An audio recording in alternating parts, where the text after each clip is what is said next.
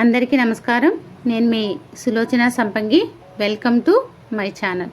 ఈరోజు ఒక టేస్టీ రెసిపీని రెడీ చేసుకుందామండి. చికెన్లో చక్కగా ఒక వెరైటీ అన్నమాట. నేను ఎప్పుడు ఎక్కువగా చేస్తూ ఉంటాను. మన టేస్ట్ మాత్రం సూపర్గా ఉంటుంది. బుడంకాయ చికెన్ ఎప్పుడైనా చేశారా? చేస్తే ఖచ్చితంగా కమెంట్ చేయండి. మరి ఈ బుడంకాయ చికెన్కి కావాల్సిన ఇంగ్రీడియంట్స్ ఎలా రెడీ చేయాలో చూసేద్దామా? చాలా చాలా టేస్టీగా ఉంటుంది. ఎప్పుడూ కూడా మనం టమాటో అలా లేదంటే మునక్కాడ జీడిపప్పు ఇలా వేసి చేసుకుంటాం కదా. మరి ఇలా ఒకసారి రెడీ చేసుకొని చూడండి. కావాల్సిన ఇంగ్రీడియంట్స్ ఇక్కడ పెట్టాను నేను. కొత్తిమీర, పచ్చిమిర్చి, ఉల్లిపాయలు, ఉప్పు, కారం, పసుపు, అలాగే బుడంకాయలు వాటర్లో వేసుకున్నాను. శుభ్రం కడుక్కోవాలి కదా చికెన్. ఇంకొచ్చేసి ఒక్క టమాటా తీసుకుంటాను. ఇప్పుడు స్టవ్ మీద బాణీ పెట్టేసి ఒక 3 స్పూన్ల ఆయిల్ వేసుకొని ఒక బిర్యానీ ఆకు వేసుకున్నానండి.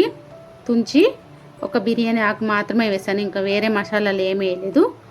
అలా 2 ఉల్లిపాయలు కట్ చేసి వేసుకుంటున్నాను ఈ నూనెలోకి. ఈ ఆయిల్లో కొంచెం వేడెక్కింది కదా, 2 ఉల్లిపాయలు సన్నగా కట్ చేసి వేసుకుంటున్నాను చూడండి. అలాగే పచ్చిమిర్చి ఒక 4 పచ్చిమిర్చిని పొడవుగా చీల్చేసి వేసాను. ఇప్పుడు ఈ ఉల్లిపాయ పచ్చిమిర్చి వేగేంత వరకు మనం కలుపుతూ మూత పెట్టి చక్కగా మగ్గించుకుందామండి. చూడండి, ఇలా కలిపేసి కొంచెం సాల్ట్ వేసామంటే తొందరగా మగ్గిపోతుంది మనకి ఉల్లిపాయ అనేది. చక్కగా మూత పెట్టేసి మనం ఒక 2 మినిట్స్ అలా మగ్గించేసుకుందామండి. ఊరికినే మగ్గిపోతాయి కదా మనకి. కొంచెం మూత పెట్టేస్తే మనకు తొందరగా మగ్గిపోతాయి అన్నమాట ఉల్లిపాయలు.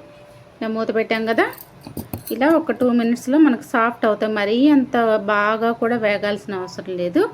చూడండి, ఇట్లా వేగిపోతున్నాయి మనకి ఉల్లిపాయలు అనేది.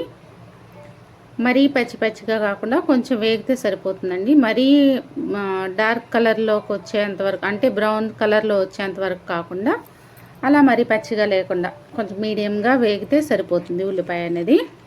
ఇలా చూసారు కదా, చక్కగా వేగుతూ ఉన్నాయి. సిమ్లో మీడియంలో ఉంచుకొని వేయించుకోవాలన్నమాట. ఇది హైలో పెడితే ఊరికే మాడిపోతాయి కదండి, అందుకని మీడియంలో పెట్టి వేయించుకుందాం. ఇలా వేయించుకున్నాం కదా, ఇప్పుడు చికెన్ని నేను శుభ్రంగా క్లీన్ చేసి ఉప్పు, పసుపు, నిమ్మకాయ కూడా వేసి కలిపి క్లీన్ చేసుకుని పక్కన పెట్టేసుకున్నాను. చూడండి, కడిగేటప్పుడు మనం ఉప్పు, నిమ్మకాయ, పసుపు వేసి కడిగితే దానిలో ఉన్న ఏదైనా స్మెల్ ఉంటే మాత్రం అది మొత్తం పోతుంది అనమాట. ఇప్పుడు ఇలా శుభ్రంగా క్లీన్ చేసి పెట్టుకున్న చికెన్ని వేగిన ఉల్లిపాయల్లోకి వేసేసుకుందాం. ఇలా చికెన్ అంతా కూడా 1 కేజీ చికెన్ తీసుకున్నాను నేను. అది ఫారం అంటాం కదా, ఫారం చికెన్ అనమాట ఇది. ఈ ఫారం చికెన్ని ఉల్లిపాయలు వేగిపోయిన ఉల్లిపాయల్లోకి వేసేసుకుందాం చక్కగా. ఇప్పుడు మనకి ఈ ప్రాసెస్ అయ్యేంతలోపు చికెన్ని క్లీన్ చేసి పెట్టుకున్న తర్వాత కొంచెం సాల్ట్, కొంచెం పసుపు వేసి కలిపేసి పక్కన పెట్టుకొని మనం ఈ ఉల్లిపాయలు ఇవన్నీ వేగేలోపు అది పక్కన పెట్టేసామనుకోండి, కొంచెం నానుతుంది కదా, త్వరగా ఉడుకుతుంది అనమాట చికెన్లో. ఇది చికెన్ వండుకునేటప్పుడు ఇది ఒక మంచి టిప్ అనమాట.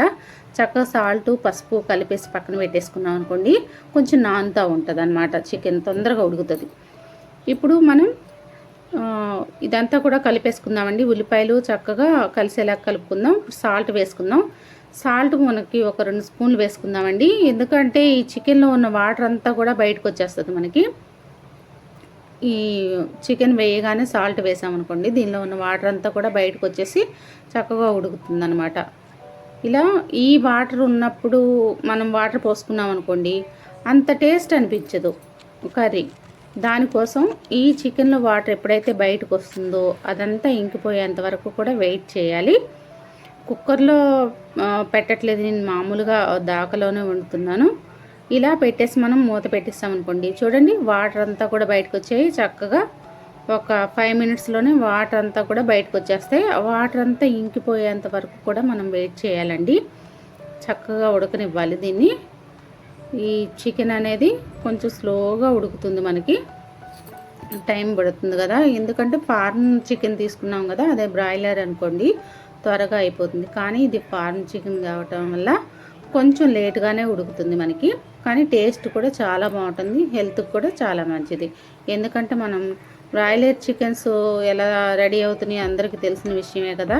స్టెరాయిడ్స్ ఇచ్చి వాటిని పెంచడం అనేది అందరికీ తెలిసిన విషయమే. కానీ దీన్ని తీసుకోవటం వల్ల ఏంటంటే ఇది న్యాచురల్ నార్మల్ కోల్డ్ లాగే పెరుగుతుంది.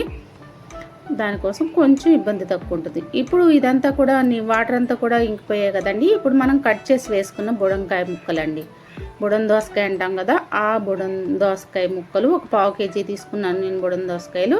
అలాగే ఒక్క టమాటాని చిన్న ముక్కలు కట్ చేసి వేసుకున్నానండి. వేసుకుని మొత్తం అంతా కూడా కలుపుకోవాలి. ఈ వాటర్ అంతా ఇంకిన తర్వాత మనం వేసుకోవాలన్నమాట. ఇప్పుడు కొంచెం లైట్గా ఉంది కదా, ఇప్పుడు ఊరికినే మగ్గిపోతాయి. మనకి ఒక 5 minutes వెయిట్ చేద్దాం మూత పెట్టేసి. చూసారు కదా ఆయిల్ అంతా పైకి తేలుతుంది. చక్కగా ఈ దోసకాయ ముక్కలు టమాటా ముక్క కూడా మగ్గుతుంది మనకి. ఇప్పుడు ఈ వాటర్ అంతా ఇంకిన తర్వాత మనం ఇప్పుడు ఒక్కొక్క మసాలాలు యాడ్ చేసేసుకుందామండి. అల్లం వెల్లుల్లి పేస్ట్ నూరి పెట్టుకున్నాను మిక్సీ పట్టి. ఇప్పుడు ఒక 2 స్పూన్లు అల్లం వెల్లుల్లి పేస్ట్ వేసుకుందాం. అలాగే దీనిలోకి ధనియాల పౌడర్ ఒక 2 స్పూన్లు, అలాగే కారం వేసుకుందామండి. సరిపడినంత కారం వేసుకోవాలి. నేను ఒక 3 స్పూన్లు వేస్తున్నాను కారం. మీ టేస్ట్కి సరిపడా మీరు వేసుకోండి.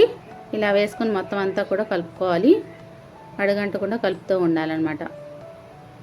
ఇప్పుడు దీనిలోకి మనం చక్కగా కలుపుకున్న తర్వాత గరం మసాలా అలాగే చికెన్ మసాలా కూడా యాడ్ చేసేద్దామండి. ఒకసారి అంతా మంచిగా కలుపుకున్న తర్వాత ఇలా మనం అవి రెండింటిని కూడా యాడ్ చేసేద్దాం. ఇలా గరం మసాలా ఇంకా వచ్చేసి చికెన్ మసాలా కూడా వేసేసుకుందామండి. ఇలా వేసుకున్న తర్వాత ఇది మళ్ళీ కలుపుకుందాం ఒకసారి. చక్కగా ఆయిల్ అంతా పైకి తేలుతుంది చూసారా. ఇలా చక్కగా ధనియాల పొడి కూడా వేసుకున్నాం.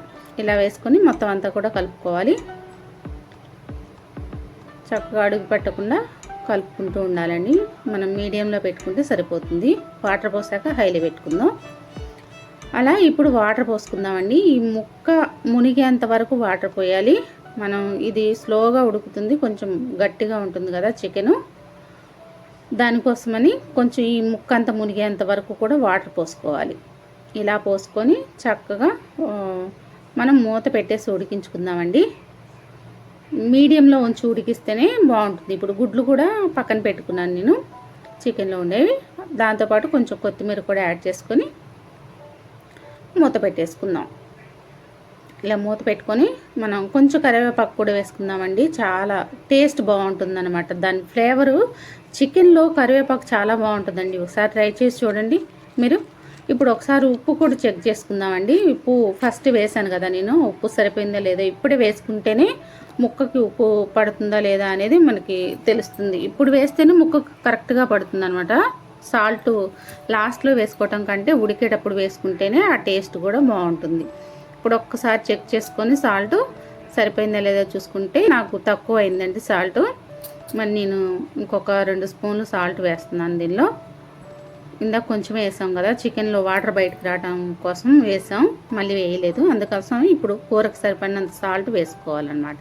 ఇలా వేసుకొని ఒకసారి అంతా కలిపేసుకొని చక్కగా మూత పెట్టేసి మీడియం ఫ్లేమ్లో ఉంచి ఉడకనిద్దాం.